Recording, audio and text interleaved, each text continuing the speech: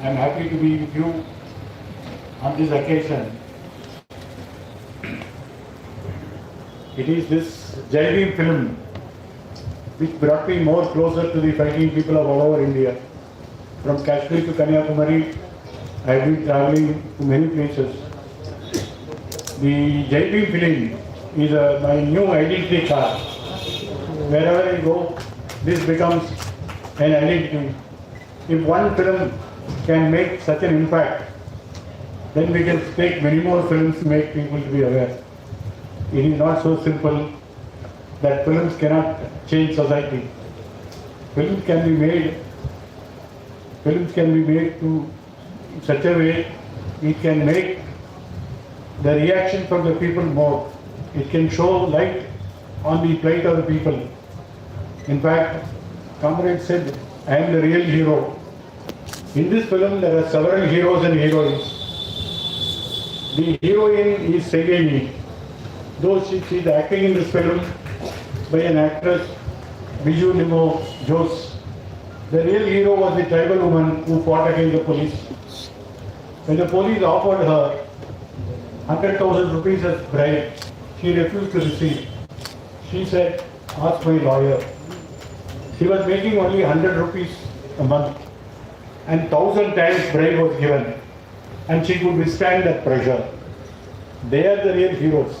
In this country of 130 crore people, the real heroes are the ordinary people who are deprived of the basic necessities, but still fighting for justice, fighting for liberation, fighting for a social change. They are the real heroes.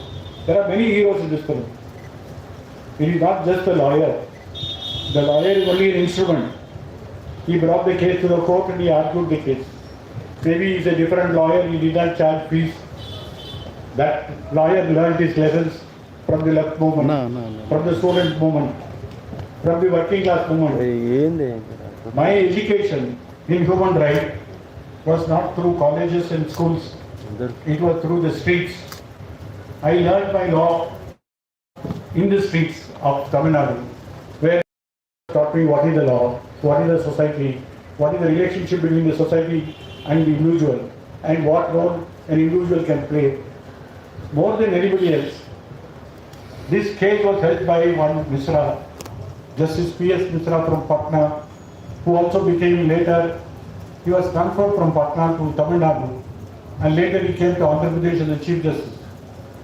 And I could see before 1990, there are many judges in Madras High Court, very scholars, illustrious judges who had big names.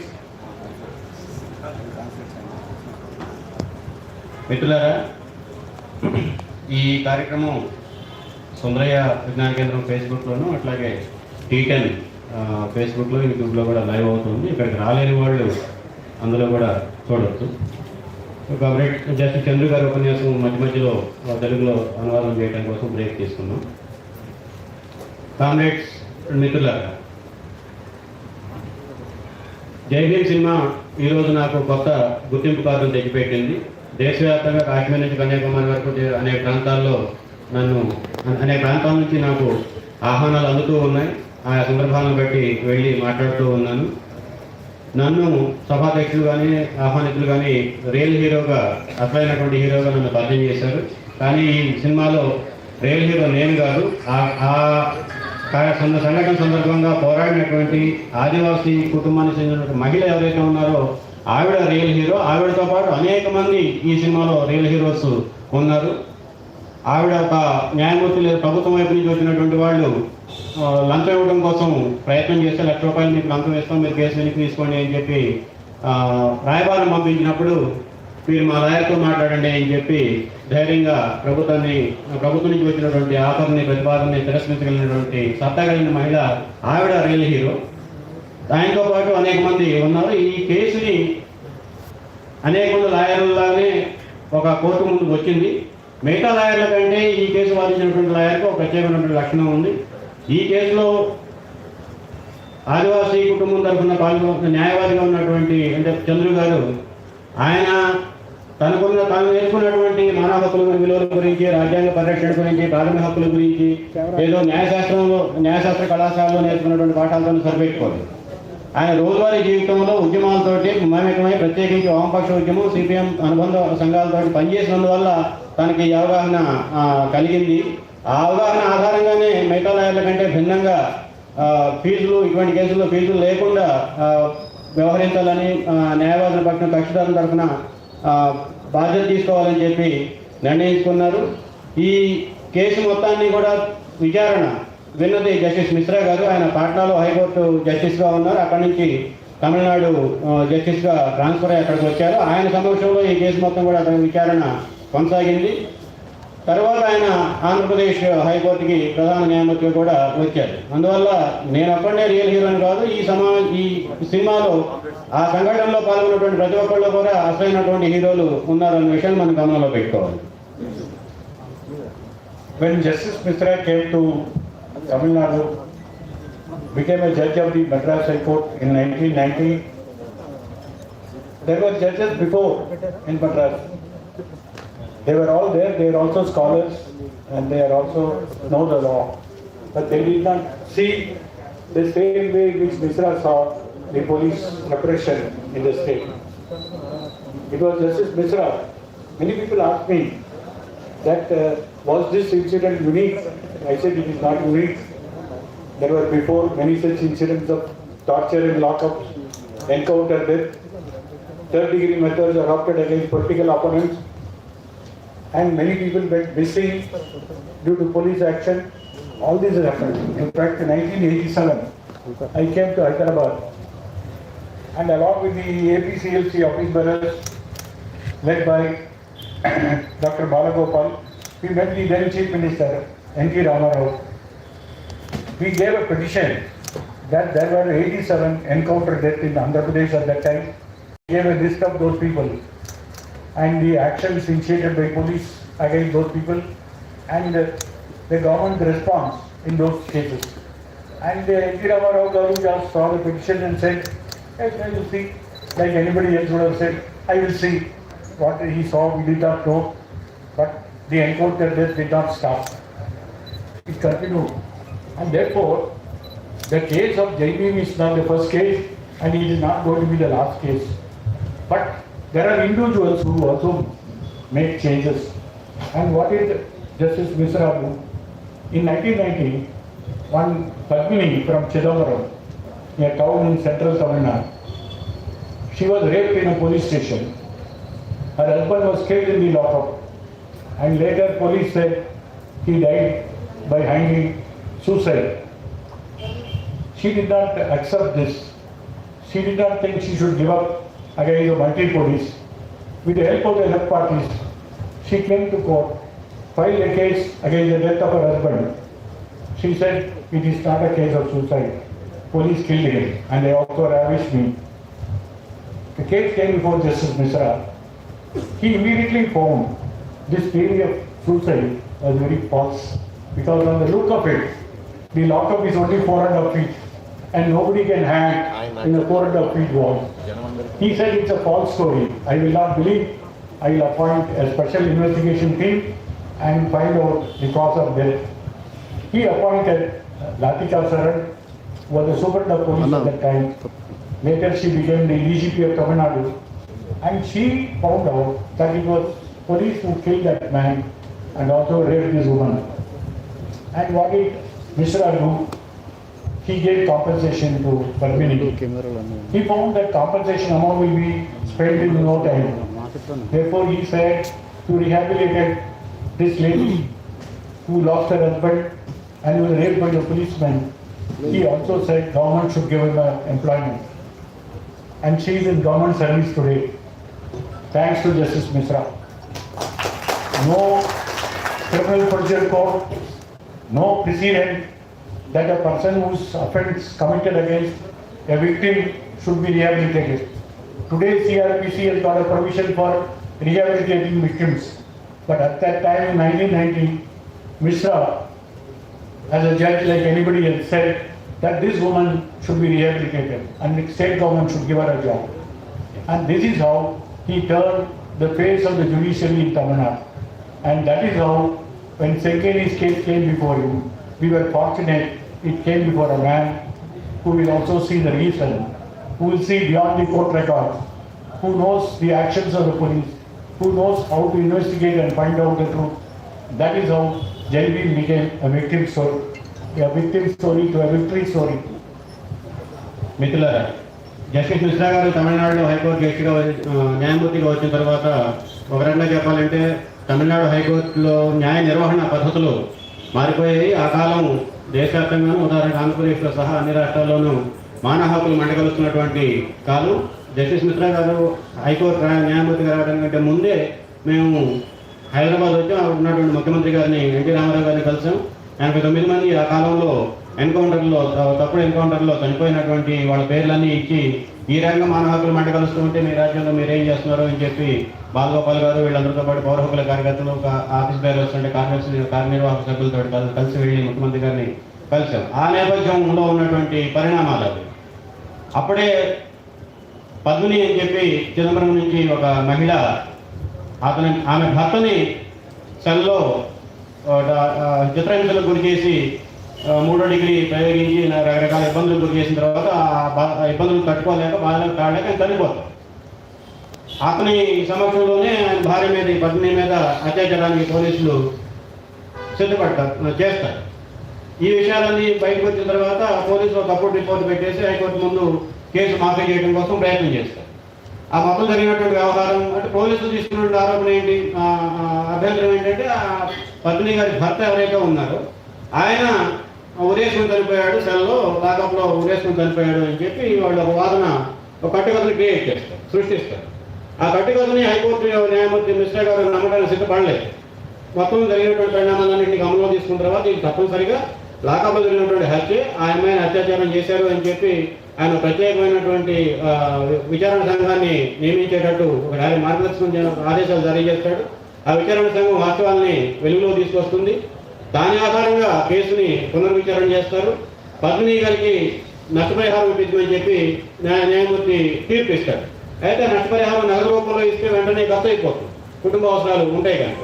కాబట్టి ఆవిడకి పునరావాసం కల్పించాలి. ప్రభుత్వం చేతుల్లో, ప్రభుత్వ రాజ్యాంగ చేతుల్లో ఆవిడ నష్టపోయింది కాబట్టి ఆవిడ కుటుంబాన్ని పునరావాసం కల్పించాలి అని చెప్పి ఆయన ఆ రోజు సంచలనమైనటువంటి తీర్పునిచ్చాడు. ఇవాళ క్రిమినల్ ప్రొసీజర్ కోర్టుకు సంబంధించినటువంటి అనేక సవరణలు వచ్చినాయి కాబట్టి ఎవరైనా నష్టపోతే ప్రభుత్వం ద్వారా ప్రభుత్వం వాళ్ళకి పునరావాసం కల్పించాలి అని ఇవాళ చట్టం. కానీ ఆ రోజు చట్టం కాదు, మిశ్రా గారు ఆ తీర్పు ఇచ్చేటప్పటికి. ఆ విధంగా అనేక రకాలైనటువంటి సృజనాత్మకంగా న్యాయ పరిపాలన నిర్వహణలో మిశ్రా గారు తోడ్పాటును అందించారు. అటువంటి మిశ్రా గారి బెంచ్ మీదకి భీమ్ కేసు, ఆ సందర్భానికి సంబంధించినటువంటి కేసు వచ్చింది. కాబట్టి అక్కడ మిగతా న్యాయమూర్తులు, మిగతా న్యాయవాదుల దగ్గర కనుక కేసు వచ్చినట్టయితే అది ఒక బాధితురాలి కేసుగా మాత్రమే ఉండిపోయేది. ఆ బాధితురాలి కేసు కాస్త మిశ్రా గారి క్రియాశీలక జోక్యం కారణంగా ఒక విజయవంతమైనటువంటి గాథ, రాజ్యాంగ యంత్రానికి వ్యతిరేకంగా, పోలీసులు అంటువ్యాధికి వ్యతిరేకంగా, చిత్రహింసలకు వ్యతిరేకంగా ప్రజలు పోరాడగలుగుతారు, ప్రజలు పోరాడితే న్యాయస్థానం అండగా ఉంటుంది అని నిరూపించగలిగినటువంటి విజయ గాథగా మారింది. ఈ నేపథ్యాన్ని మనం గమనంలో పెట్టుకోవాలి. When Justice Mishra, who was hearing this case, found that Sengeni's husband Raja Kannam did not go missing, on the other hand, he was killed by the police, he ordered a special investigation.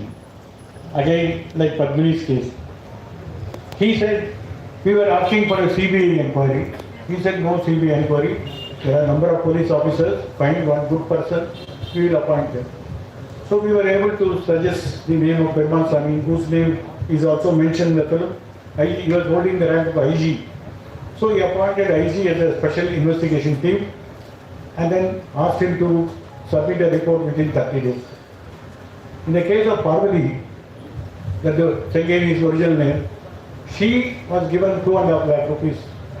At that time we told Justice Mishra, they belong to a tribal group. They have no fixed place to stay. They have no hut to live in this village. They just asked me, what do you want? I said, you should be given a place to stay in the village. You should be given a house site for this lady. Then people may respect. If you belong to the village owns you. If you don't belong to the village, nobody cares for you. When Raja Khan was taken to police station, tortured for 3 days, nobody in the village questioned. Nobody ever went to the station. If it happens to any other community, that community leaders would have gone. Some human rights activists would have gone. But when it happened to a tribal family, nobody was there because they do not belong to the village. They had no stake in the village. So I told them, if you want to create a stake for them, please give them a house site. So in the order he said that this lady will be given a house site by the district collector in a prominent place in the village. This was the first time a court in India gave a tribal woman who was victimized by the police, whose husband was killed by the police, a house site in a prominent place in the village. Which judge would have ever said all this in a court order? That too in a habeas corpus case. When the law is very silent, when the law did not specify how the victims should be rehabilitated, here is a judge who gave a house site for that lady. And then when this film was taken, I thought it is proper for me to go and thank Justice Misra. But he is no more. After retirement, when he was in Andhra Pradesh, he continued good work.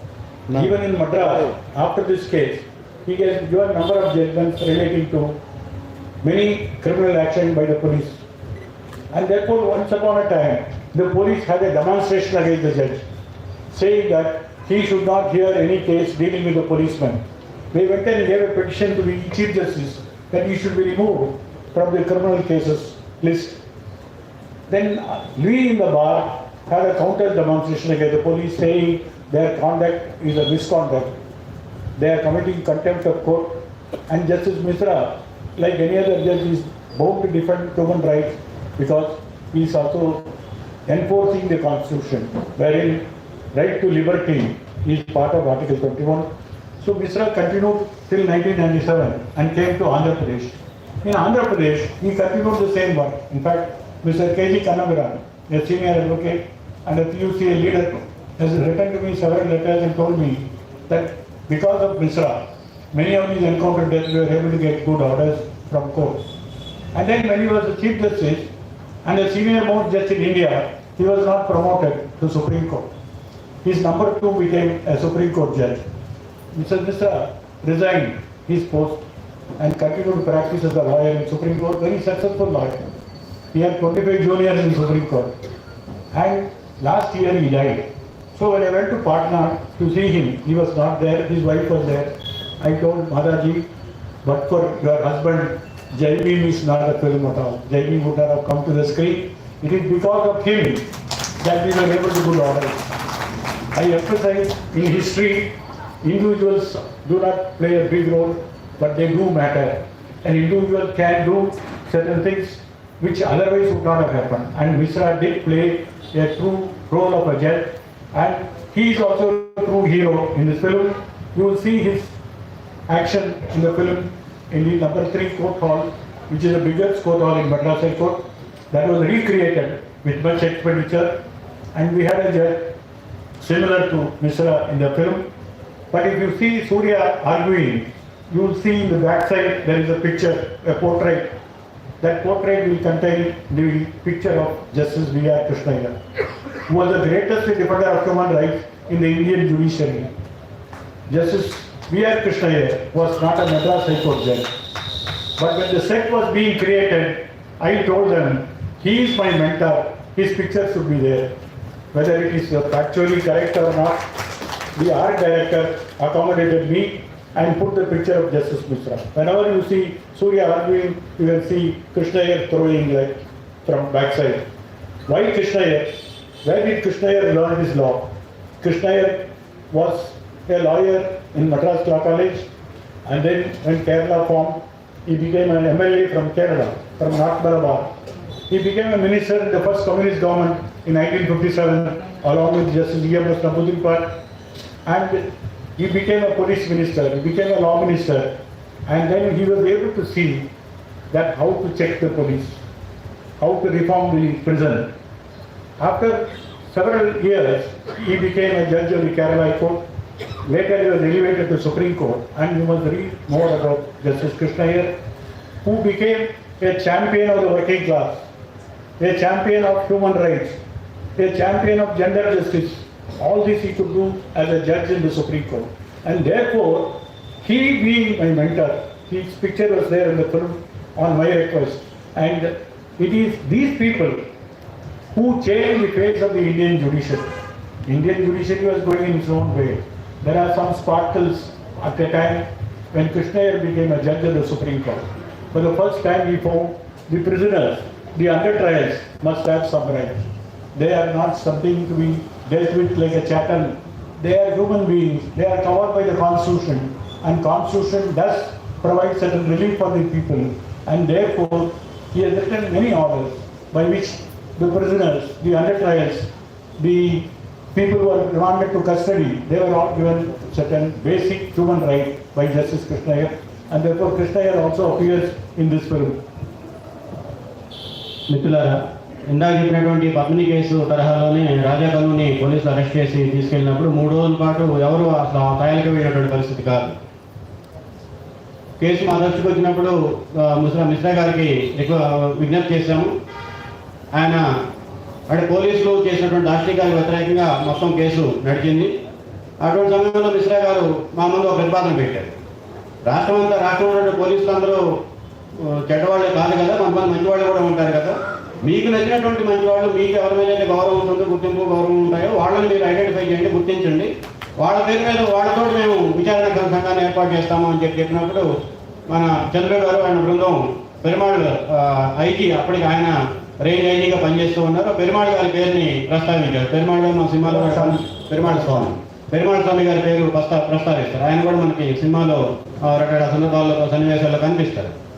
ఆ సందర్భంగా వచ్చినప్పుడు ఒక judgement కూడా వచ్చి 2.5 లక్షల రూపాయలు ఆవిడకి నష్టపరిహారం ఇవ్వడానికి న్యాయమూర్తి సిద్ధమయ్యారు, ఆదేశం ఇవ్వటానికి. అయితే చంద్రు గారు ప్రత్యేకంగా విజ్ఞప్తి చేశారు, 2.5 లక్షల రూపాయలు తీసుకోవడం ఒకటే కాదు కదండి, వాళ్ళు ఊరికి దూరంగా ఉంటున్నారు, ఆదివాసీ ప్రజలు గూడెల్లోనూ పల్లెల్లోనూ ఉంటున్నారు, వాళ్ళే కనుక ఊళ్ళో ఉన్న మనుషులైతే, ఏదో ఒక పొలానికో ఇంకో ప్రాంతానికి సంబంధించినటువంటి వాళ్ళు అయితే, ఆ గ్రామంలో ఉన్నటువంటి పెద్ద మనిషి ఎవరైనా సరే పోలీస్ స్టేషన్కి వచ్చిండేవాడు ఆ 3 రోజుల కాలంలో. కనీసం మానవ హక్కుల కార్యకర్తలైనా సమస్యని తీసుకొని సంబంధిత అధికారుల దగ్గరికి వెళ్ళడానికి అవకాశం ఉండుండేది.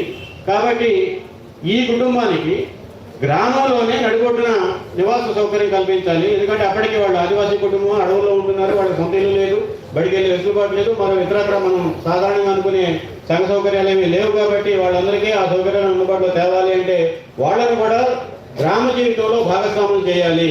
గ్రామ జీవితంలో భాగస్వామ్యం చేయాలంటే గ్రామంలోనే వాళ్ళకి ఇల్లు ఉండాలి, గ్రామంలోనే మనం అనుకున్నటువంటి ఆధార్ కార్డు కానీ ఇళ్ళ పట్టాలు ఇటువంటివన్నీ ఉండాలి అని చెప్పి జస్టిస్ చంద్రు గారు ప్రతిపాదిస్తారు. అటువంటి సమయంలో మిశ్రా గారు గ్రామ గూడల్లో ఆవిడికి ఒక గౌరవప్రదమైన పద్ధతిలో నివసించే విధంగా నివాస సదుపాయం ఏర్పాటు చేయాలి. కలెక్టర్ గారు ఆ కలెక్టర్ గారికి ఆదేశం ఇచ్చారు, ఇళ్ల స్థలం కేటాయించండి ఆవిడకి అని చెప్పి. బహుశా మిశ్రా గారు కాబట్టి అది జరిగి ఉందేమో. గతంలో చాలామంది సుప్రీంకోర్టు న్యాయమూర్తుల దగ్గర నుంచి హైకోర్టు న్యాయమూర్తుల దగ్గర చాలామంది ఇటువంటి కేసులు విచారించారు. కానీ ఎవరు ఇంత సృజనాత్మకంగా ఒక మానవ హక్కుల పరిరక్షణ కోసం, ఒక స్త్రీ హక్కులను పరిరక్షించడం కోసం, సమాజంలో ఉన్నటువంటి వైవిధ్యాలన్నింటినీ ఆకలింపు చేసుకొని గౌరవప్రదమైనటువంటి విముక్తి కలిగించడం కోసం కృషి చేసినటువంటి న్యాయమూర్తిగా మనకి కనిపించింది. అందుకనే ఈ మొత్తం సినిమాలో జస్టిస్ మిశ్రా గారు మిగతా వాళ్ళందరితో పాటు సమానమైనటువంటి హీరో పాత్ర పోషించున్నారు. ఇది ఆయన చేసినటువంటి కృషికి నిదర్శనం. ఆయన లేకపోతే ఈ సినిమా వచ్చి ఉండేది కాదు. అందువల్ల ఆయన ఈ సినిమా వచ్చిన తర్వాత పాట్నా వెళ్ళాను, ఆయన సందర్శించి ధన్యవాదాలు చెప్పడం కోసం. దురదృష్టవశాత్తు ఆయన గత సంవత్సరం చనిపోయారు. ఆయన భార్యని కలిసి మేము ధన్యవాదాలు తెలియజేసి వచ్చాము. అప్పటికి ఆంధ్రప్రదేశ్ వచ్చిన తర్వాత కూడా చాలా కాలం ఆయన అదే రకమైనటువంటి వరవడితోటి కృషిని కొనసాగిస్తూ వచ్చారు. ఇక్కడ మానవ హక్కుల ఉద్యమ నాయకుడిగా ఉన్నటువంటి కేజీ కన్నాభరణ్ గారు చంద్రు గారికి అనేక సందర్భాల్లో ఉత్తరాలు కూడా రాశారు. మిశ్రా గారు ఉన్నందువల్లనే అనేక సందర్భాల్లో ఈ ఫేక్ ఎన్కౌంటర్కు సంబంధించి చాలా సానుకూలమైనటువంటి ఆదేశాలు, కోర్టు తీర్పులు మేము సంపాదించగలుగుతున్నాం. బహుశా ఇది లేకపోతే చాలామంది అమాయకుల ప్రాణాలు గాల్లో కలిసిపోయి ఉండేవి, అసలు లెక్కడొక్క ఉండేది కదా ప్రభుత్వం దగ్గర నుంచి అని చెప్పి అనేక సందర్భాల్లో ఆయనతో పంచుకున్నాం. ఇంత గొప్ప కృషి చేసినటువంటి సుప్రీంకోర్టు జస్టిస్ మిశ్రా గారు దేశంలో ఉన్నటువంటి న్యాయమూర్తులన్నింటిలో వయసులో సీనియర్. ఆయనకి అనివార్యంగా సుప్రీంకోర్టుకి వెళ్లాల్సినటువంటి అవకాశాలు, అర్హత, అనుభవం అన్నీ ఉన్నాయి. కానీ ప్రభుత్వం రకరకాల కారణాలతోటి కంటే తక్కువ స్థాయిలో ఉన్నటువంటి మరో వ్యక్తిని సుప్రీంకోర్టుకి పంపించింది న్యాయమూర్తిగా. దాంతో ఆయన నిరాశ చెంది న్యాయమూర్తి పదవికి రాజీనామా చేసి న్యాయవాదిగా మన సుప్రీంకోర్టులో ప్రాక్టీస్ మొదలుపెట్టాడు. ఆయన న్యాయవాది సుప్రీంకోర్టుకి వెళ్ళేటప్పుడు 20,000 మంది జూనియర్లు ఆయన దగ్గర పనిచేస్తూ వచ్చారు. అద్భుతమైనటువంటి కేసులు ఆయన అక్కడ టేకప్ చేశాడు.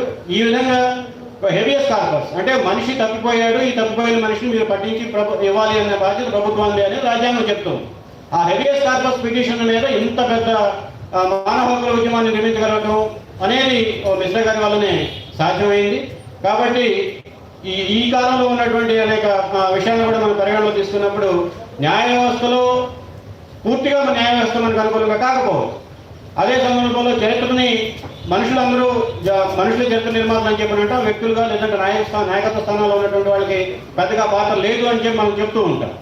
కానీ కొద్దిమంది వ్యక్తులు కొన్ని సందర్భాల్లో ఒక తారలాగా మెరుస్తూ ఉంటారు. వాళ్ళు మెరిసినప్పుడు ప్రసరించే క్రాంతి ప్రపంచం మొత్తానికి అందుతుంది. అటువంటి వాళ్ళు ఇంకా సమాజంలో ఉన్నారు. వ్యక్తులు కూడా ఎంతో కొంత స్థానం ఉంటుంది అనేది మనం జస్టిస్ మిశ్రా ద్వారా మనం తెలుసుకోవడానికి అవకాశం ఉంది. ఈ మొత్తం సినిమా సందర్భంగా మేము మాట్లాడుకుంటున్నప్పుడు కోర్టు హాలు మద్రాస్ హైకోర్టులో కోర్టు నెంబర్ 3, కోర్టు నెంబర్ 3 పెద్ద గది. దాదాపుగా అదే గదిని నమూనాని సినిమా సిట్టింగ్ సందర్భంలో కూడా తయారు చేశారు. అటువంటి మిశ్రా గారి ముఖ కవళికలు ఉన్నటువంటి ఒక కళాకారుని కూడా న్యాయమూర్తిగా ఆ పదవికి ఆ పాత్రకి ఎంపిక చేసుకున్నారు. సూర్య ఆర్గ్యూ అంటే వాదన చేస్తున్నప్పుడల్లా కూడా సూర్య వెనక ఒక ఫోటో కనిపిస్తుంది. అది జస్టిస్ కృష్ణయ్యర్ ఫోటో. సూర్య ఆర్గ్యూ చేస్తున్నప్పుడల్లా లైట్ కృష్ణయ్యర్ ముఖం మీదకి పడేటట్టుగా ఆ సీను క్రియేట్ చేయడం జరిగింది. ఆర్ట్ డైరెక్టర్ ఆ రకంగా చంద్రు గారి సలహా మేరకి చేస్తున్నాడు. చంద్రు గారు కృష్ణయ్యర్ గారిని మెంటార్గా అంటే గురువుగా భావిస్తాడు. కృష్ణయ్య గారి గురించి మనకు తెలిసిందే. ఈఎంఎస్ నమ్మకరావు ప్రభుత్వంలో మొట్టమొదటి ఎమ్మెల్యేగా ఎన్నికయ్యాడు. పోలీసు విభాగం మంత్రిగా, హోంశాఖ మంత్రిగా కూడా పనిచేశాడు. పోలీసు దేశ దాష్టికాలు, న్యాయ వ్యవస్థ పట్ల న్యాయ వ్యవస్థ పాత్ర ఇవన్నీ కూడా ఆయన గమనంలో ఉన్నాయి. కాబట్టి ఆయన కూడా ప్రజా ఉద్యమాల ద్వారా ప్రభావితమైనటువంటి న్యాయమూర్తి. తర్వాత సుప్రీంకోర్టుకి వెళ్ళాడు. ఎన్నో అద్భుతమైనటువంటి జడ్జిమెంట్ కూడా తీర్పులు ఇచ్చాడు. ఉదాహరణకి జైలులో విచారణలో మగ్గుతున్నటువంటి లక్షలాది మంది ఖైదీలకు సంబంధించి వాళ్ళు కూడా పౌరులే. ఆ పౌరుల యొక్క బాధ్యత కూడా ప్రభుత్వాన్ని అని రాజ్యాంగం చెప్తోంది. కాబట్టి రాజ్యాంగాన్ని మీరు పాటించాలి. జైళ్లలో నిరవధికంగా విచారణ పేరుతోటి మగ్గుతున్నటువంటి కోట్లాది మంది ప్రిజనర్స్ అంటే జైల్లో ఉన్నటువంటి వాళ్ళందరికీ ఖైదీలకి న్యాయం చేయాలి అని చెప్పి అటువంటి అనేక పబ్లిక్ ఇంట్రెస్ట్ లిటిగేషన్ ప్రజా ప్రయోజన వైద్యాలకు సంబంధించినటువంటి విషయాల్ని ఆయన తీసుకున్నారు. ఇవన్నీ పరిశీలించినప్పుడు మనం అటువంటి వ్యక్తులు వాళ్ళు కూడా కొంత పాత్ర పోషించగలుగుతారు అనే విషయాన్ని మనం అర్థం చేసుకోవాలి. When Perumal Swamy gave the report to the court found Perumal Swamy was murdered by the police. In the lockup, they have a specialization in torturing people, not a brutal animal treatment. The police have got specialized method of torture. In fact, in the last 1 century, they have invented 120 forms of torture. The communists in this country knew how police can torture you. Without getting your blood out, they can cause injuries to you. And after his death, the only mistake the police did was, his 2 nephews were allowed to be there and witnessing all this. After Raja Chandru did not breathe, lying without any movement, how to find out he is dead? They are not doctors to find pulse and find out no, he is no more. Sometimes doctors used to put a torch on your eyelid and then see whether any movement of your pupil, and then they'll say he is dead.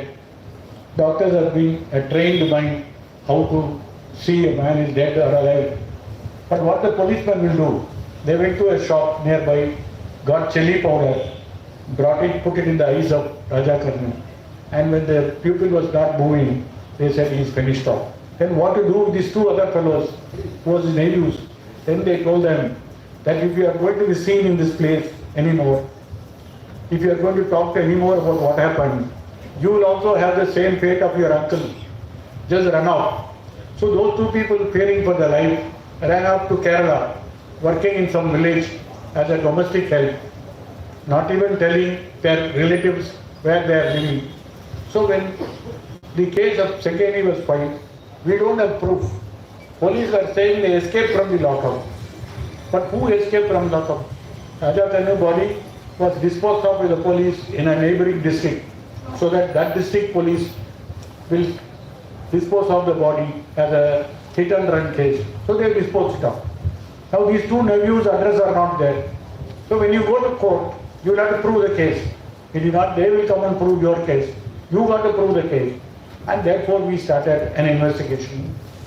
How to find out where they are. In some strange, they sent a money order to the mother. The money order acknowledgement contained the district name. So we went to Kerala, we went to the district, we went to some trade union office. We told them there are 2 Tamil boys who are working in some village. That district has got at least 300 villages. So the trade union had people all over. So they were searching, who is the Tamil boy who are working in this place. Village after village was searched, and finally we found them in one village. We went and talked to them that your evidence is more important to bring the truth of your uncle's death, to bring justice. So we brought them to Chennai. I put them in my office, took their statement and showed it to Justice Mishra. They were eyewitnesses to the incident, and that changed the complexion of the case. When Justice Mishra read the report, he told the Advocate General, this is a classic case of murder. We will not spare anybody. That is how the investigation team was appointed, and later, after giving compensation and outside, the Sessions Court in Chandru was asked to investigate and conduct trial. The trial took 10 years. 2004, all the policemen were convicted for a life sentence, all the 4 of them. That's the first time policemen got life sentence for killing a person inside the lockup. There's a new history being created through court forum.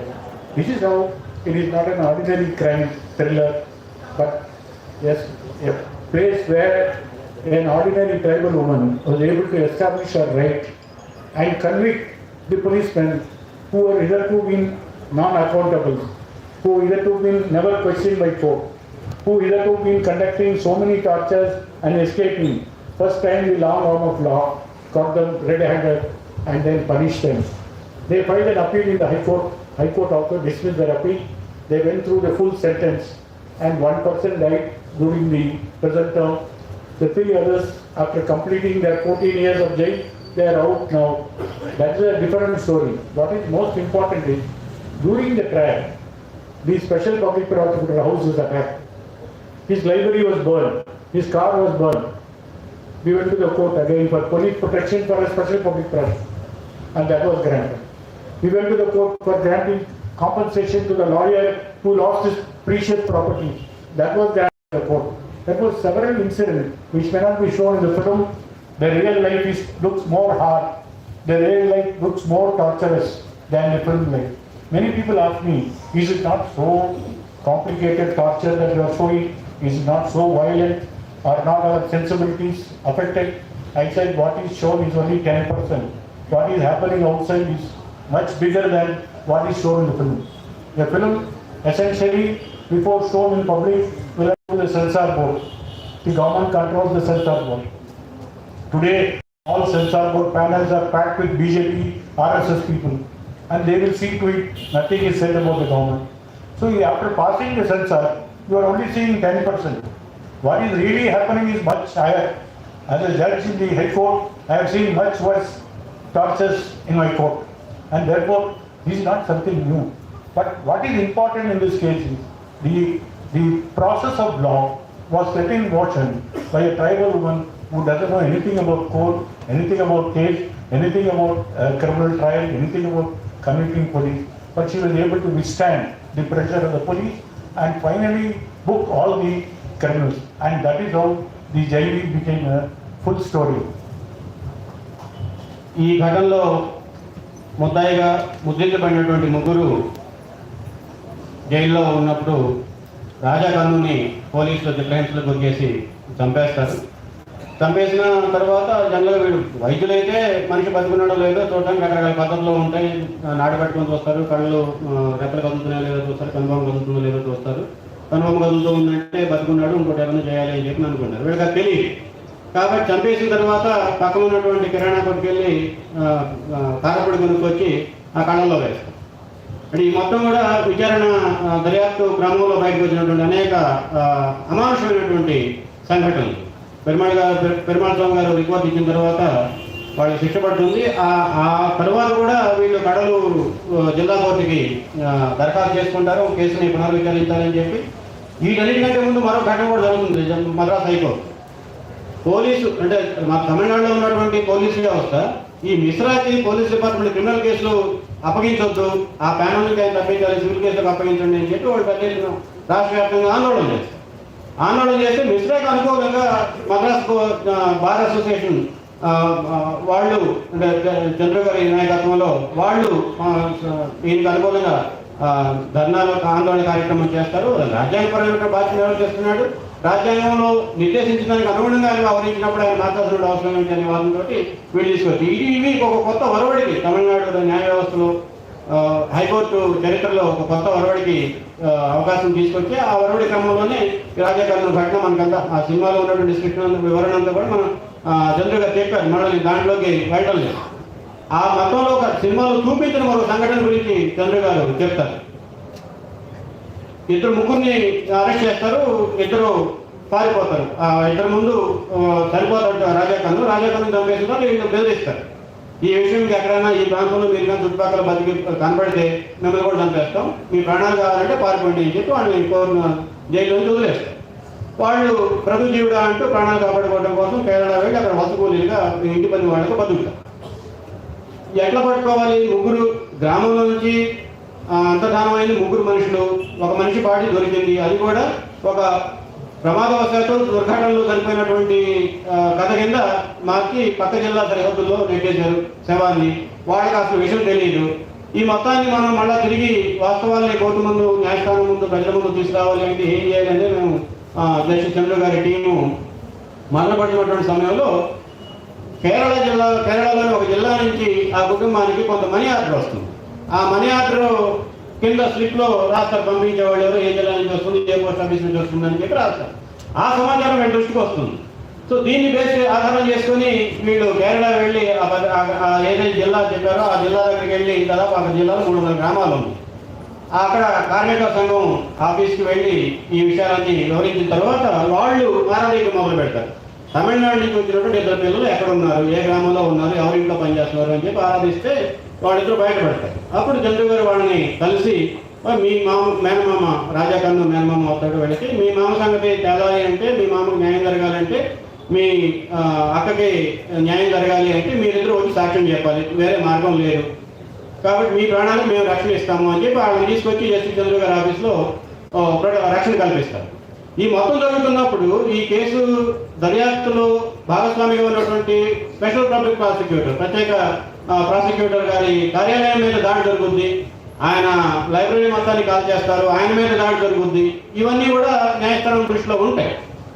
ఈ ఇద్దరు కేరళ నుంచి చంద్రు గారి ఆఫీస్కి తీసుకొచ్చిన చంద్రు గారే వాళ్ళ వాంగ్మూలాన్ని నమోదు చేసి హైకోర్టు జడ్జి కృష్ణ గారి దగ్గర తీసుకెళ్తారు.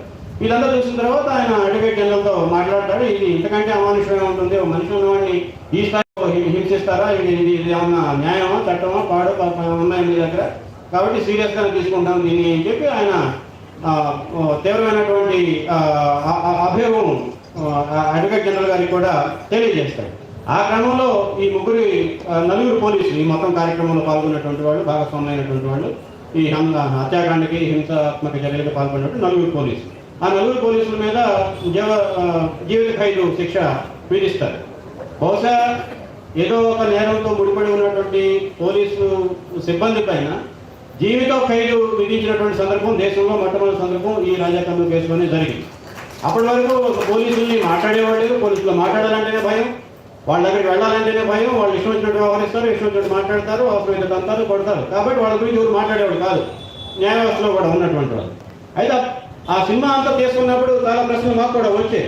మీరు ఇంత అమానుషంగా పోలీస్ వ్యవస్థ ఉంటుందని చెప్పి మీరు ఎట్లా చూపిస్తారండి, ఇంత దారుణంగా కొడతారా, మరి ఎక్కువ చేసి చూపించినట్టు ఉన్నారే అంటే చంద్రు గారు సమాధానం ఇచ్చారు. మేము చూపించింది కేవలం 10% మాత్రమే.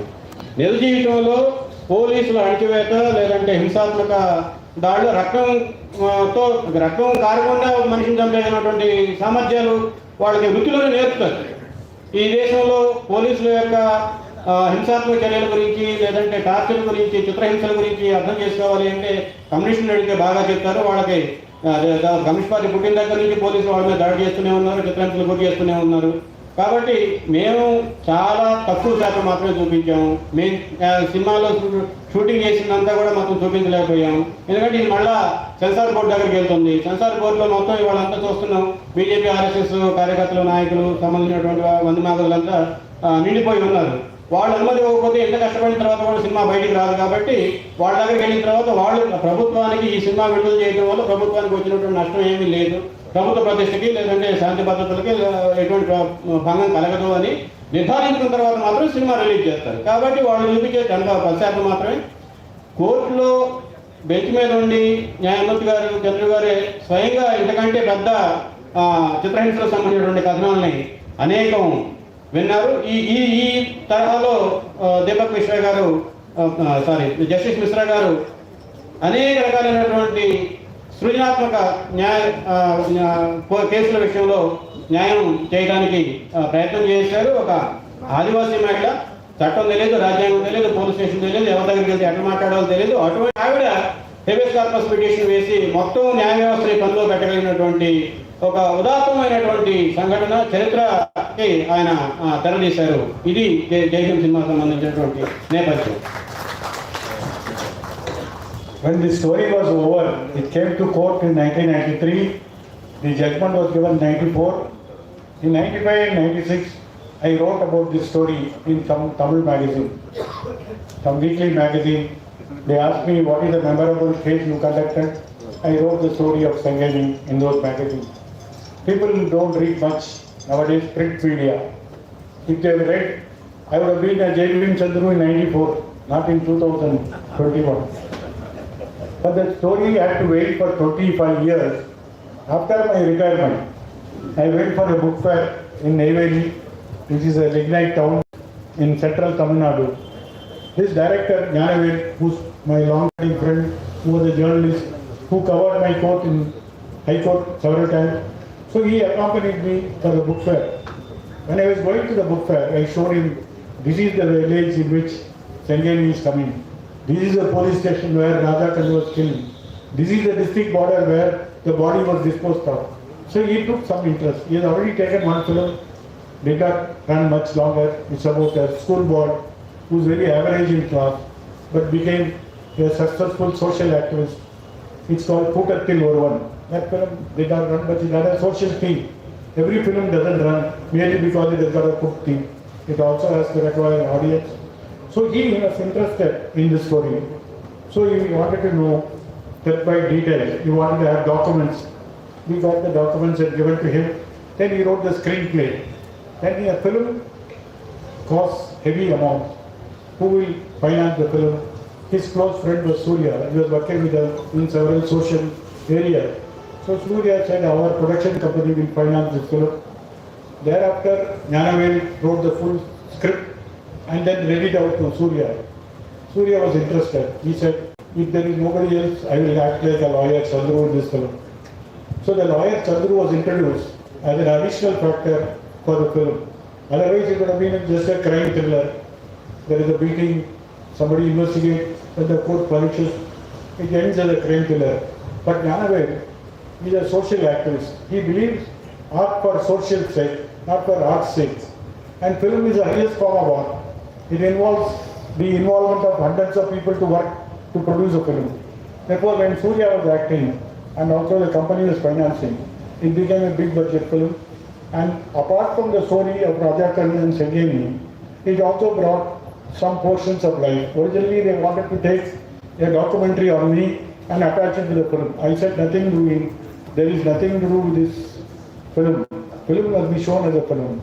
Then Ennelapitta thought, why only talk about Raja Chandru? Why only talk about Sangeni? The whole Yerula community is being put under greatest repression of the state. There have been hundreds of false cases. It is not the first case, it's not the last case. Therefore, they want to expand the canvas of the film, and that is how you will find the life of Yevudas. The life of Yevudas, who are Adivasis in Tamil Nadu, who are once upon a time in the hill, and they came to the plains, and their life got slowly changed. But nevertheless, their basic qualities did not change. This film is essentially a film to show the self-respect of the people. At no point of time they have compromised with it. And they live a life of nature. How? The rat takes the grains of the farmer, not one or two. The statistics show 25% of the grains are taken by the rodents. So the farmers want somebody to catch the rats. There are already snakes to catch the rats. But we kill the snake and worship the snake in the form of Nagaraja, Nagamma and several things. We don't believe in nature. We believe in a false culture. But these people believe in nature. They don't kill snakes. They think snake is a friend of the people, friend of the ecology. And the snake catches rat. Rat eats grain. What is the grain that they are getting? They are not covered by public distribution system. When they are asked to catch the rats, they will also take the grains which are stored by the rat. Not a small quantity. Each rat can take about quarter kilo, 250 grams of grain underneath. So when they catch a rat, they also eat the rat. High protein value. They have grain. That is how they make a living. Their life is more oriented towards nature. And that is how whenever they catch a snake, they leave it in the forest. They don't kill the snake. But we kill the snake. That rice mill owner calls in only to kill the snake. But he doesn't kill them. That is how they want to show the life of Adivasis. Many of us are not exposed to their life. After this film, many youngsters wrote to me saying we are feeling guilty that we do not know such people are living amongst us. We don't need to go to Andaman and Nicobar to find out the tribals. The tribals are also living among us. But we don't know them. We don't know how they are eating. We don't know where they are living. We don't know what kind of culture they are having. Do they sing song? Do they marry? Do they procreate? All that we do not know. They are excluded society. In fact, once Mahatma Gandhi said, India lives in villages. Dr. Ambedkar asked him a simple question, which village, sir? Bound? Gandhi doesn't know. He thought there is only one village. Gandhi knows untouchability, Gandhi knows Harijans. But he could not expect this question at him. And Dr. Ambedkar said, India has got two villages. One, the main village, the other one is a colony or the chain that we call in our language that contains scheduled caste people. When this director went for outdoor shooting, we went to the colony, asked the scheduled caste people, where are these scheduled tribes? They showed some other place. No roads, no access to any civilization. They are living in some isolated corner. So Janavelu told the press, India lives in three villages. One is the main village, other one is scheduled caste colony, other one is the tribal. So we are exposed to a new situation. Like us, many city people, many youngsters, they told me, we feel guilty, we have not seen this film. We feel guilty, before this film we did not know people are living a lifestyle like this. And then they said, not only we feel guilty, we want to do something for these people. Not charity, not throwing arms. They want to do something to help these people who are being excluded to be included back in the society. To be part of India, that is a socialist, sovereign, democratic, secular republic. We call our constitution as a sovereign, democratic, secular, socialist republic. They are not part of this republic. They are living somewhere else. Nothing has gone to them. They are not in the voter list. They are not in the Aadhaar card. They are not having any public distribution system. During pandemic period, during corona period, the free distribution of rice never reached them. How are they living? They were living out of rats. When I asked them, they said it has got more protein than what we are eating rice. The children were also a little healthier. And that is how this film was made into a broader canvas. Not a story of one man and a woman fighting for the husband's whereabouts. It is made in a bigger story where the life of the Yevudas people have been recorded truthfully for the people who are seeing the film. Therefore, the greatest success of this film was it shows a broad life of tribal people who are not exposed to us. Then what do these people face from the government? Government doesn't extend any of these schemes. Government treats them as untouchables, somewhere away from the society. But what the government does is more important. The government treats them as criminals. Government treats the tribe as a criminal tribes. When did it start? 150 years ago, when the British were ruling, they could not control India with the limited police which they are having. So they invented a new act called Criminal Tribes Act. Some tribes will be declared as criminals. All the 16-year-old male in the tribe will have to register in the police station. Their fingerprints will be recorded in the police station. If any crime takes place in a police station, there will be countdown. Within 24 hours, all eligible males should be surrendered in the police station. And if a person who does not surrender, he is a criminal. What a way to find out the criminal. Man may be gone somewhere else, looking out for a living. If he doesn't come, he is a criminal. And if he is caught, the inspector will give whatever punishment he thinks fit. Whatever punishment. So police stations are courts, inspectors are judges, and these people are eternally criminals. That is why in this film you will see from the Karalur jail, people will come out. Then the inspector will be watching them. One fellow will come. What are you? I am Hodda, stand there. What are you? I am Mudriyar, go that side. What are you? You are Korava, stand here. You are a Chettiar, this side. What are you? You are Irula, stand here. Why were they caste-wise segregation? Because these are all declared criminal tribes during the British time. When Congress Party and Communist Party were demanding that this act should go, the most draconian act, the act which is violating any kind of human right, and the British never wanted to withdraw the act. And later, in independent India, this act was withdrawn. They are called as the denotified tribes, DNT. But DNT does not go well with the police. Police still think they are crimes, they are criminals. So in any village, there is a crime, they will first look out for who are all the members of the former ex-criminal tribes, who are all the DNPs. So in this village, when there is a theft, they are looking for a Korava, who is the Raja Karnal, who is the only Korava family in this. Even today in police record, when they write Raja Karnal, they will put KR before the name. That is not his initial, it means Korava. IR, it is Irula. So that is how they keep a caste profile of a conviction of a criminals. That is how they even now say, you catch hold of some DNT, make them to agree to the crime, you share the booty of the stolen materials, and then make them to agree to this crime. Crime is resolved, their pockets are full, everybody is happy. And who is unhappy? It is these people. It is these people who have got nobody to care for. Therefore the director thought, we will also show how the ex-criminal tribes are now being treated in the independent India. That is the first scene, and there is also a scene where Prakash Raj will go to inquire. Prakash Raj will justify beating the criminals in the police station, and he is told, you see, ask these people.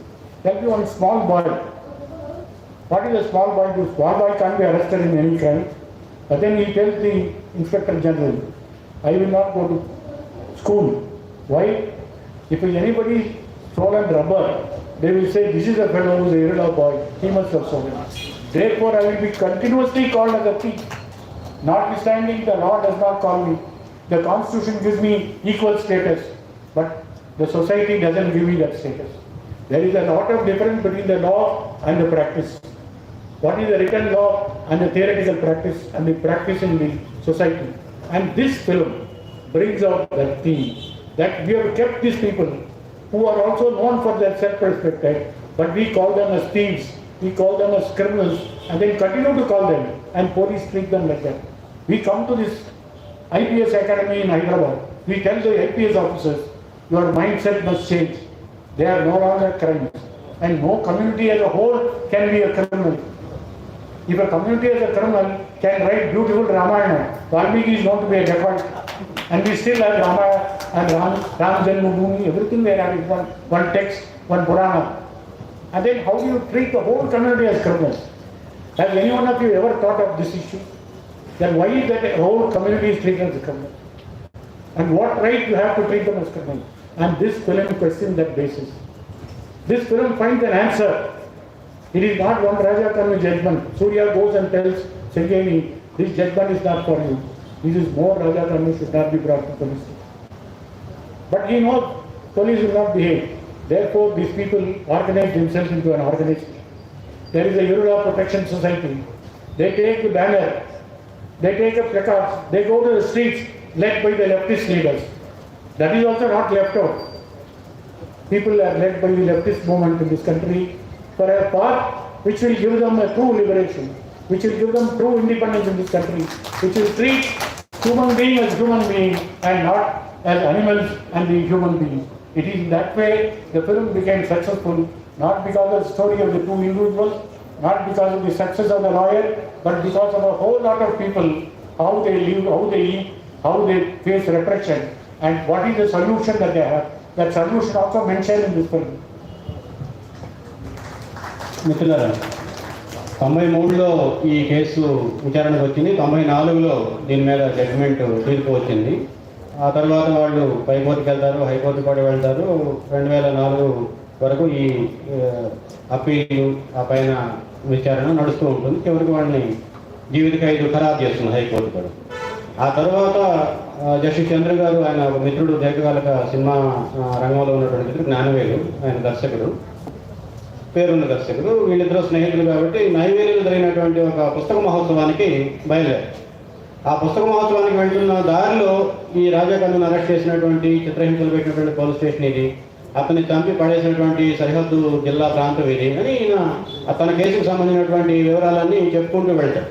అంతకు ముందే 94లో ఈ case తీర్పు వచ్చిన తర్వాత స్థానిక తమిళ దినపత్రికలో తాను మర్చిపోలేని కేసులు, తాను వాదించినటువంటి మర్చిపోలేని కేసులు అనే శీర్షికన ఈ కేసుకు సంబంధించినటువంటి చరిత్ర మొత్తాన్ని చంద్రు గారు రాస్తారు.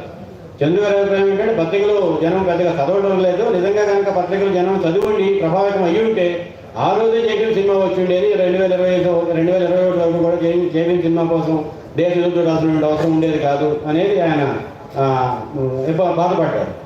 ఆ క్రమం తర్వాత నైవేలి పుస్తక మహోత్సవం సందర్భంలో అసలు ఈ విషయాలన్నీ వచ్చినప్పుడు జ్ఞానవేలుకి ఆసక్తి కలుగుతుంది. ఆయన జస్టిస్ చంద్రు గారు చెప్పినటువంటి వివరాలన్నీ నమోదు చేసుకుంటాడు డైరీలో. తర్వాత దీన్ని ఒక కథనం కింద అభివృద్ధి చేద్దాము అని చెప్పి వీళ్ళిద్దరు చర్చించుకుంటారు. ఆ రకంగా స్క్రీన్ ప్లే తయారవుతుంది. ఈ స్క్రీన్ ప్లే క్రమంలోనే జస్టిస్ చంద్రు గారు చేసినటువంటి కృషిని కూడా ఒక డాక్యుమెంటరీ రూపంలో జోడించి దీనికి ఒక డాక్యుమెంటరీ లాగానే తీయాలి అని చెప్పి అనుకున్నారు.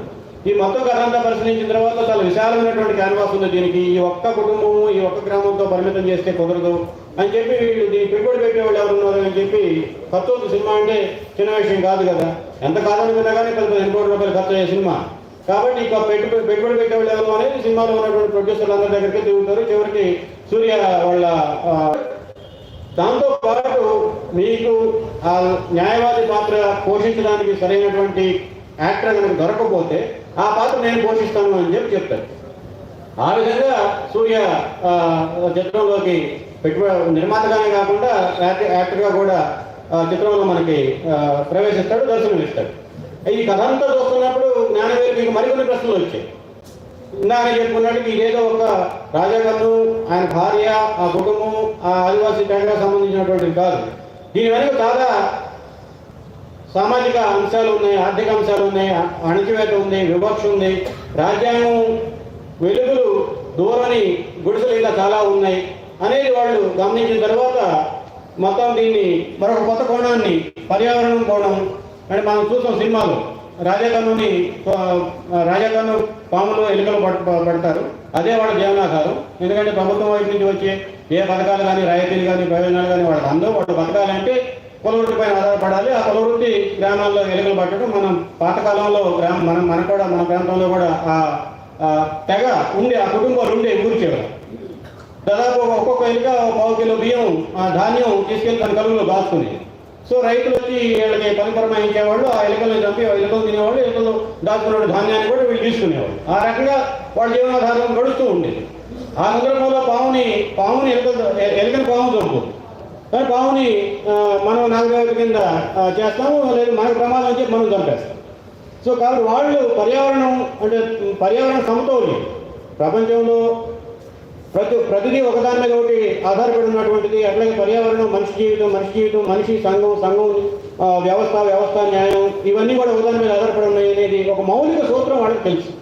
కాబట్టి వాళ్ళు పామును చంపడానికి ఆయన సిద్ధంగా చేతులు తీసుకెళ్లి అడవిలో వదిలేస్తాడు. ఆ పామును మనం సినిమాలో ఆ చిత్రంగా చూస్తాం.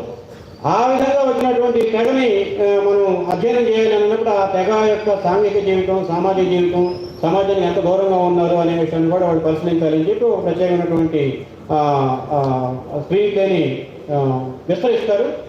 మధ్యలో స్వాతంత్రోద్యమం గురించి, హరిజన సమస్యల గురించి స్వాతంత్రోద్యమంలో కూడా కొంత చర్చ జరిగింది. గాంధీ గారు చెప్తుంటాడు, ఇప్పుడు భారతదేశం గ్రామాల్లో నివసిస్తుంది. దానికి ఒక రోజు అంబేద్కర్ గారు అడుగుతారు, ఏ గ్రామాల్లోనండి అంటే గ్రామం అంటే గ్రామం అంతా ఒకటే అన్నది గాంధీ గారు తెలిసినటువంటి గ్రామం 2గా ఉంటుంది, 3గా ఉంటుంది అనేది అంబేద్కర్ గారికి అణచివేత లేదంటే వివక్ష, కుల వివక్ష గురవుతున్నటువంటి వాళ్ళలో తెలిసినటువంటి చరిత్ర. కాబట్టి అప్పుడు చెప్తాడు, గ్రామం వేరు, వెలివాడ వేరు అని చెప్పి అంబేద్కర్ 2 గ్రామాలు ఉంటాయి, ప్రతి గ్రామంలోనూ 2 శిబిరాలు ఉంటాయి, ఒకటి గ్రామం, రెండోది వెలివాడ. ఆ వెలివాడలోనే మనకు అంటరాని వాళ్ళందరూ కనిపిస్తూ ఉంటారు, షెడ్యూల్ కులాలు వీళ్ళందరూ కూడా కనిపిస్తూ ఉంటారు అని చెప్పి చెప్తాడు. ఈ సినిమా తీసే క్రమంలో జ్ఞానవేలు మరొక అంశాన్ని జోడిస్తాడు. గ్రామం అంటే వెలివాడ కాదు, గ్రామము వెలివాడ మాత్రమే కాదు, విసిరివేయబడినటువంటి గోడలు కూడా ఆదివాసీ గోడలు కూడా ఉంటాయి. కాబట్టి ప్రతి గ్రామం 3 భాగాలుగా నివసిస్తుంది అని చెప్పి ఆయన చర్చకి తీసుకొస్తాడు.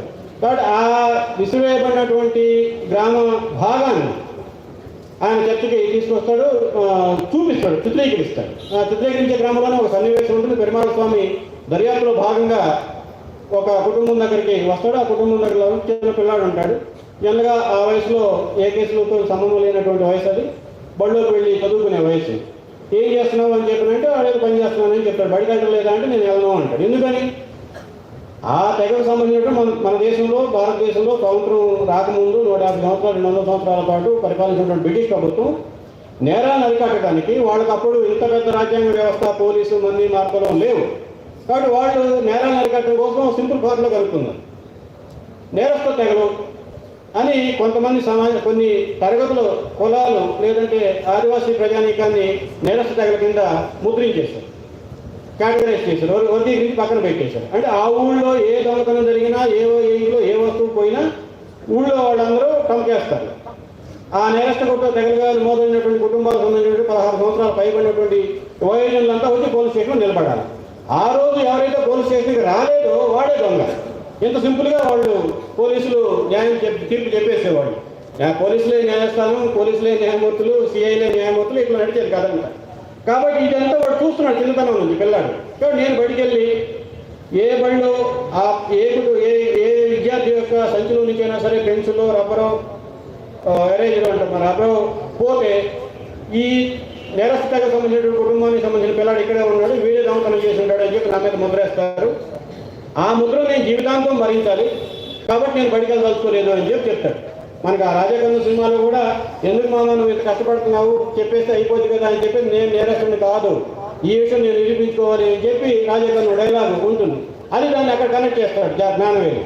నేరస్థ తెగల యొక్క చరిత్ర, వాళ్ళ నేపథ్యం ఈరోజు ఆధునిక సమాజం వచ్చిన తర్వాత మనం పీఠికలో రాసుకున్నాం.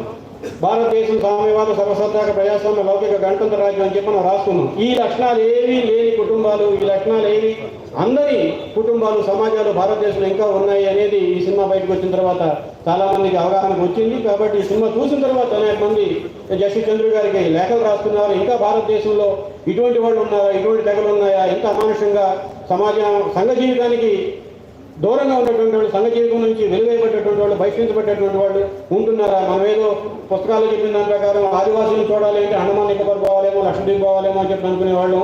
మన చుట్టూ పర్యటనలో కూడా ఉన్నారు అని చెప్పే విషయం మాకు చాలా బాధ కలుగుతుంది. వీళ్ళందరికీ ఎంతో కొంత మేము సహాయం చేయాలనుకుంటున్నాం. వాళ్ళ జీవితాన్ని బాగు చేయడం కోసం జరిగే కృషిలో మేము భాగస్వాములు అవ్వాలని చెప్పి అనుకుంటున్నాం.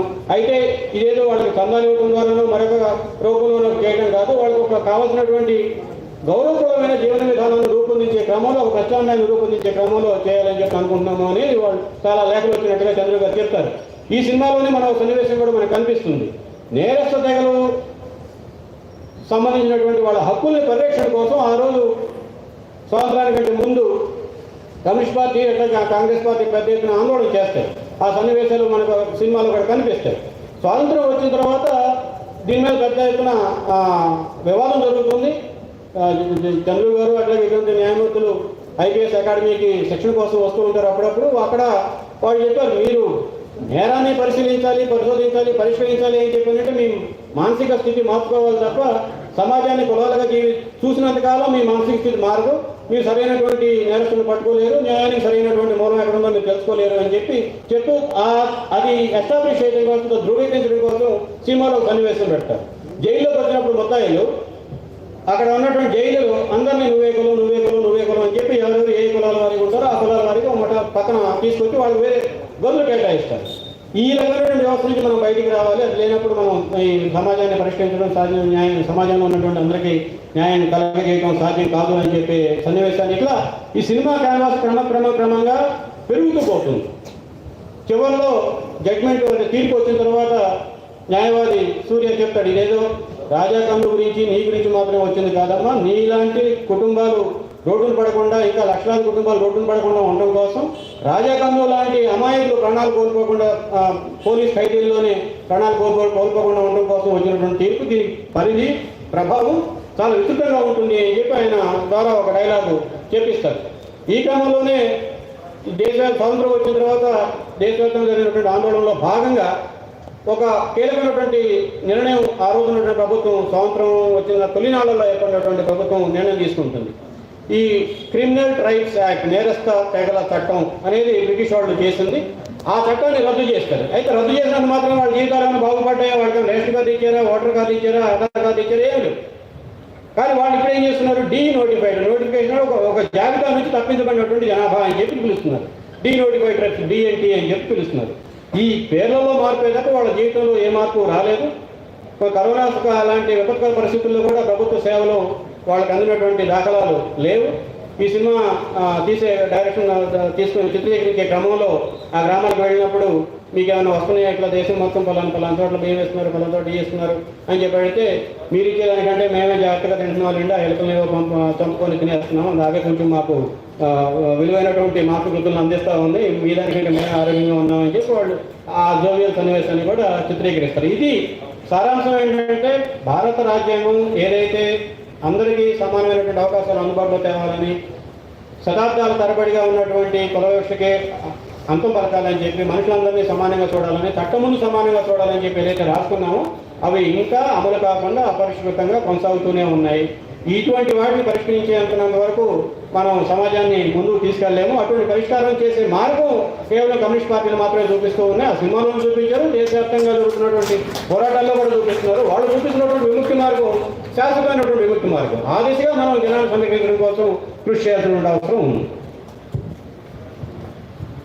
When you have an organization, when you have a banner, when you have placard, when you take to streets, will it end the problem? How does one liberate himself? How does one individual emancipate himself? It's by literacy. It is a literacy which can emancipate individual. In fact, Supreme Court said, Article 21 talks about liberty. Liberty does not mean life, animal existence. Liberty means dignified living. How does dignified living come? It is through literacy. Even before the Constitution was amended, the Supreme Court said Article 21 guarantees right to education. In this film, you will see the tribal woman coming and putting her thumb impression in the court papers. She is an unlettered person. She doesn't know ABCD or any other alphabet. She puts her impression. That is how many people in this country do when they come to court. But her daughter Ali, in the end, will be reading a newspaper, sitting in the lawyer's house very comfortably. The lawyer is always moody lawyer like me. For once the lawyer will have a smile, and when she reads the newspaper, that message, Dr. Ambedkar said, learn, educate and agitate. It is the last frame that became viral in this country. I went to Chandru in Kerala on 2nd of this month. I found CPM party posters having this girl reading a newspaper. It is no longer a film. It has been translated into action. That we need more allies to read newspapers. That is the only way of liberating them. Whether it is scheduled caste, are Adivasis, and this is the way that the film has become successful. It showed them the way of forming an organization. It showed them the message that it is literacy which can liberate you, not any individual.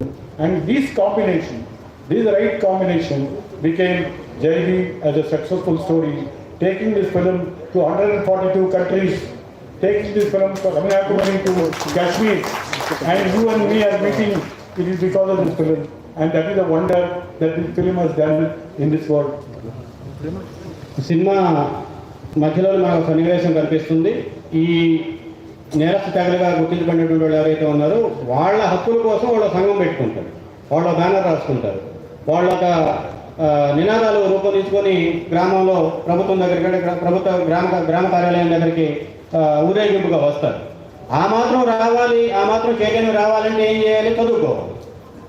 రాజ్యాంగంలో article 21 ప్రకారం అందరినీ సమానంగా చూడాలి, గౌరవప్రదమైనటువంటి జీవితం అందుబాటులో తేవాలి ఈ దేశంలో ఉన్నటువంటి ప్రజానీకం మొత్తానికి. ఇది ప్రభుత్వం బాధ్యత అని చెప్పి ఆర్టికల్ 21 చెప్తుంది. గౌరవప్రదమైన జీవితం ఏంటి? ఎట్లా ఇస్తారు? చదువు కల్పించి, చదువుకునే అవకాశం కల్పించి, దాన్ని ఉపయోగించుకునే పద్ధతిలో ఉపాధి కల్పించి, ఒక గౌరవప్రదమైనటువంటి ఆదాయం ఇస్తే ఇతర అనవసరమైనటువంటి రాద్ధాంతాలకు వెళ్లకుండా వాడు గౌరవంగా సమాజంలో గుర్తింపుతోటి జీవించడానికి అవకాశం ఉంటుంది. మనం చూసాం ఆ సినిమాలో ఉన్నటువంటి హీరోయిన్ పేరుముద్ర తప్ప వేరే అక్షరాలు ఏ భాషలో ఉన్నటువంటి అక్షరాలు గుర్తించలేని స్థితి.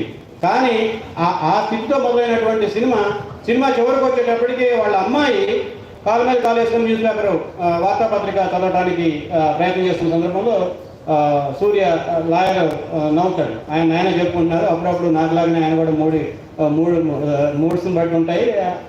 అతి పరిమితంగా తక్కువ సందర్భాల్లో నవ్వే సన్నివేశాలు లాయర్ గారికి ఆ పాప న్యూస్ వార్తాపత్రిక చదువుకుంటున్నటువంటి సన్నివేశం.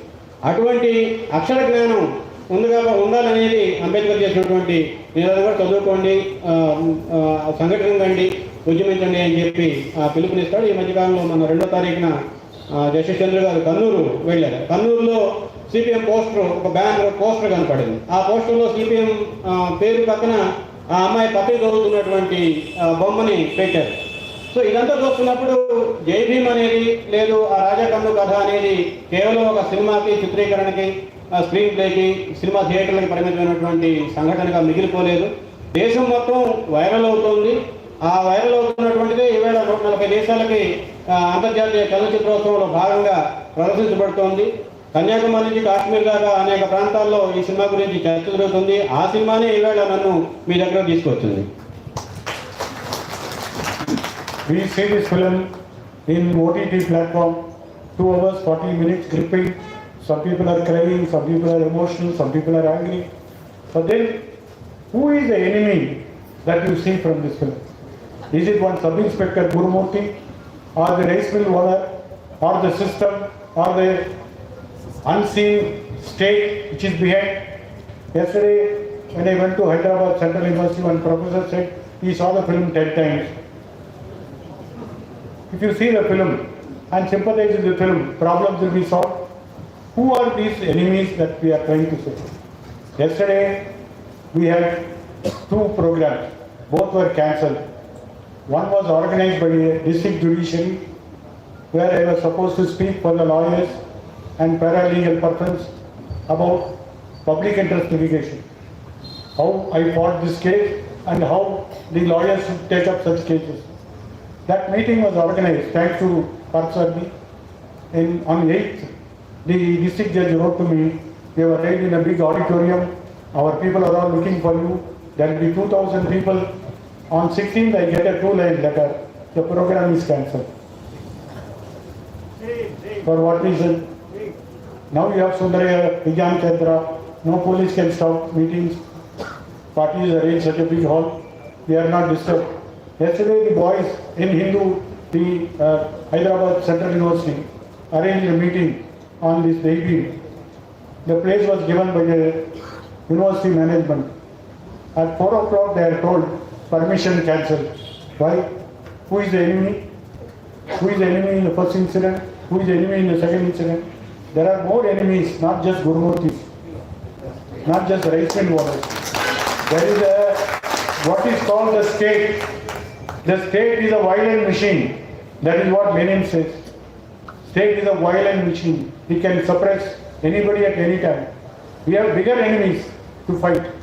Not just this fellow seeing 10 times or 5 times, it doesn't help. It is bigger than that we have enemies. Now, this lady is fighting courageously. Everybody is very appreciative. But how many of us are courageous? We have a case in Tamil Nadu where there are 7 lakh government employees and teachers. They formed an association. There are a number of organizations, at least 73 organizations. They are coming under one federation, JATO GEO, a massive federation of government employees and teachers. They went on a day's strike. And Jayalalitha Garu, Chief Minister in 2002, dismissed all of them. 200,000 people were dismissed in one day under the Essential Services Act. That case was argued in court. I was arguing for those people. It is not as if they are monthly earners. They are getting a lot of concession from government. They are holding powerful posts. Their organizations are 100-year-old, 70 years old. They have lawyers to defend. But when this case was being argued for 2 weeks, day and night, because sometimes the court will sit till 7 o'clock, thousands of government employees will be present in the court campus. Hundreds of school teachers used to be present. On the last day, I remember, on 2nd July 2002, this ordinance was passed. I think by 11th July, the judgment came at 7 o'clock in the night. The entire High Court campus was full of government employees, school teachers, waiting for what judgment is going to say. And the judgment went against them. The court dismissed. We are not entertaining this case. I do not know how to convince all these people. There were many women who cried because the case is lost. They were hopeful that at least the court will give them the verdict. When Jayalalitha is again, at least we can have court. But they did not realize the court and Jayalalitha will be speaking in the same voice. And we lost the case. And there were 50 television cameras, 25 newspaper reporters waiting to record my statement. Why we lost, what we are going to do. So we have a back gate for the High Court, backside. So I went through the backside, I went to my office. I was also frustrated because arguing for 1 week continuously, thinking that we have got a good case, that in one signature, one chief minister can dismiss 200,000 people. Not ordinary people. People with means, people with property, people who got lawyers to argue. Hundreds of lawyers are there for each organization. And we lost the case. We can lose the case, nothing is lost. We can go to higher court. That is what we thought. One press reporter somehow caught me in my landline. Sir, what are you going to do in this case? I, as usual, said we are going to the Supreme Court. I didn't ask anybody. I simply said, when a case is lost, we go to the next higher court. Many times you will hear people say, we'll go to the next court. I also said we'll go to the next court. Waiting for 10 days, nobody came to file up. 200,000 people dismissed. Not one person is willing to file appeal. Don't think that everybody is courageous like secretary. That we lack courage. We do not have the fighting spirit to fight back. And then how the case was filed? There was a Marxist MP, Mr. T.K. Rangarajan, who was a central committee member of the CPM. In his name we filed appeal. Now you can see law reports, T.K. Rangarajan versus State of Tamil Nadu. The judges in Supreme Court asked me, how is that 700,000 people are affected? Not one government employee is filing. What is T.K. Rangarajan got to do with this case? Sir, that nobody is willing to sign papers. At least here this lady put her thumb impression. But people who are educated, people who are all double graduate, they are not willing to fight because the fear was gripping them. That Jayalalitha can dismiss 200, then other 5 lakhs also will be dismissed. They didn't realize that when you are fighting against the government, that the fight is not one day or one evening it will be over. It is not like a cinema of 2 hours and 40 minutes and that everybody is happy that we saw a good film. It is something perpetuating. It is something eternal. So we told the judge that not one of these 200,000 people are coming. They are afraid to sign the court paper, afraid to get themselves isolated, afraid to be identified by the chief minister. They didn't come. They said, the judges said, we are surprised that out of 200,000, one could not come. Finally, they entertained the case. They said that common servant cannot go on strike. That is how the court said. At the same time, the court also said that you can't dismiss people for 1 day strike. We will appoint 3 High Court judges, retired judges. They will scrutinize. If it is only allegation of strike, they will be taken back. If there are any violent incident, they will not be taken back. So a committee was formed. Slowly everybody came in. The next government came and said, we will give you the arrears, we will give you pay fixation, we will change the punishment. All that has happened. But the one question, why is that when 200 people who get the best of this education in this country, who get the best of the government revenue, could not fight back a one government? Same thing happened in this state. When transport workers are on strike, what did Chandrasekhar Rao do? Dismiss them. He did not merely dismiss them. He said, we will run the government without transport. Drivers, conductors, how long we will run? How long we will run? There was a time in Madras they brought police drivers. They don't know how to drive a vehicle with begging hand. What did he do? I will not talk to the union. I will talk directly to the workers. They are not your knees and abuses. You can't be directly talking to them. There are unions in this country, even during British days. Because the Trade Union Act was enacted in 1926. We are going to celebrate 100 years of Trade Union Act. The British tolerated unions. Why not Chandrasekhar Rao tolerate unions? What is the crime that they have committed? How long will we be holding talks on the work committee, depot committee? How long will we talk? We must know one thing, the working class in this country never failed. It got independence to this country. It got many victories to this country. The working class of this country born with politics. They did not strike for their economic demand. They fought for independence. They fought for freedom. And therefore it will not take long time for Chandrasekhar Rao to defeat it in a democratic election. We are not afraid. This is the lesson. The lesson that you draw from Jaidin is the guts of that one saying. That we will stand up against all repression. We will stand up against all attack.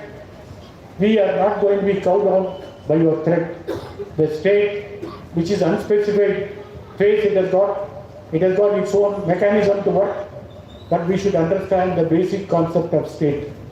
That our unity is the unity with the Adivasis, it is the unity with the Girijan masses, it is the Moolvasi, it is the scheduled caste people who are excluded from the society, it is the backward class people, it is the oppressed people, it is the working class and peasants of this country. If stand united, there won't be any Chandrasekhar Rao, there won't be any Jayalalitha. Thank you. మిత్రులారా, ఇప్పటివరకు cinema కథ అంతా చెప్పింది విన్నారు. అట్లాగే మీరందరూ OTT platform అంటే కంప్యూటర్లో 2 గంటల 40 నిమిషాల ఉద్వేగభరితమైనటువంటి సినిమాని కూడా చూశారు. ఇదంతా చూసిన తర్వాత మీకేం అర్థమైంది అన్నది నా ప్రశ్న. జస్టిస్ చంద్రు గారి ప్రశ్న.